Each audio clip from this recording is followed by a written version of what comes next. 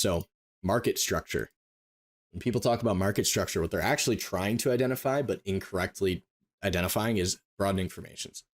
So since we know price, when it gets stuck inside of a range, it's going to create that new triangle, new broadening formation, such as this. We can identify it via the compound 3 or the scenario 3. So we can say these 3 bars, if you mush them together, it's outside of this. Then when these reverse back up, these 2 bars go outside of all these bars here.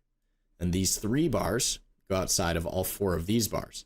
So it grows in size, the broadening formation. And then maybe it keeps growing, right? It keeps doing this. So if we know that happens, what the market's going to do is it will expand in one direction, and then you'll get a reversal. Then this starts your new triangle. So now here's your broadening formation. And if you get stuck inside the middle of that, then not only did you start this one, the highs and lows here, but now you start the new internal triangle where everyone loses all of their money getting chopped up in here.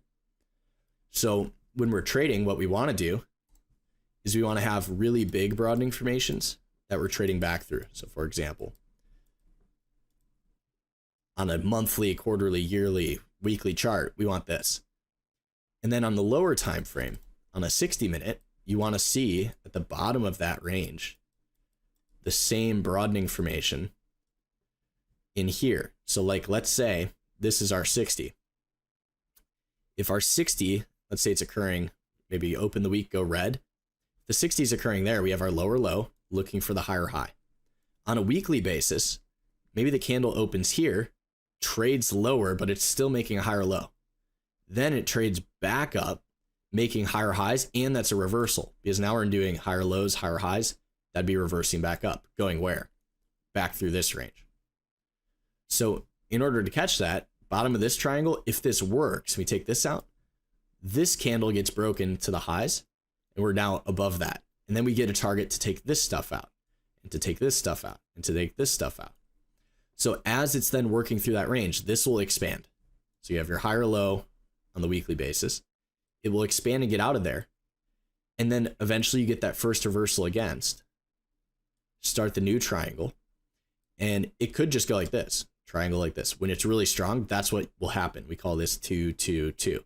Because these go outside of that, and then these 2 go outside of those 2. So as it's walking up this, every higher low in there is going to be a lower low on your lower time frame with your triangle. So the market's going to go really big ranges, right? And then you'll have broadening, lower low, higher highs. Sometimes you'll make a higher low and like the head and shoulders people all go wild, but not always. The strongest stuff doesn't make this higher low. It just keeps going.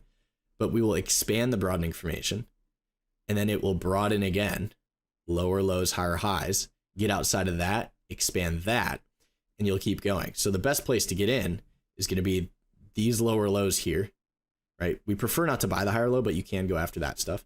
The lower lows in here. So we go triangle out down in here, triangle out down in here.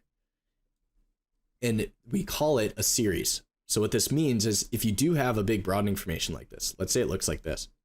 Since it's a series of new highs and new lows, can it go like that? Sure. But the other thing it can do is since it's just making new highs, new lows, new highs, new lows. What if it looks like this?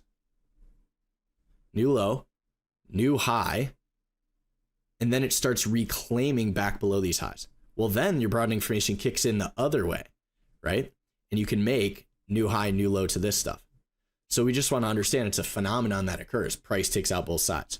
So if you have this like ranging market, it can take both sides of that, then take both sides of the bigger range, and then both sides of this range, and it can get really small, which is why we want the big one, because if we come back into a bigger range, our likelihood of taking both sides is bigger. Because when you have aggressive buying and selling going on, those buyers get jammed, those sellers get jammed. Because when you have this like really tiny, this, right? If this goes reversal, how much selling was going on in here? Not much, right? Not much was going on. So this probably isn't going to do too much, right? Maybe you take the slight higher high. And then when it goes reversal here, how much buying was going on in here? Not very much. So maybe it doesn't even work. It comes back the other way. And you're just going sideways because no one's taking the offer, hitting the bid. It's just slowly getting bigger. And then you can get the bigger move where now it's like, okay, we're coming back through all these buyers. And then once it starts expanding, this is where people lose all their money. It expands, gets bigger, and then it's like, oh, it's going down. It's really aggressive. And then it reverses like, boom, all these sellers who definitely were really short get jammed the other way.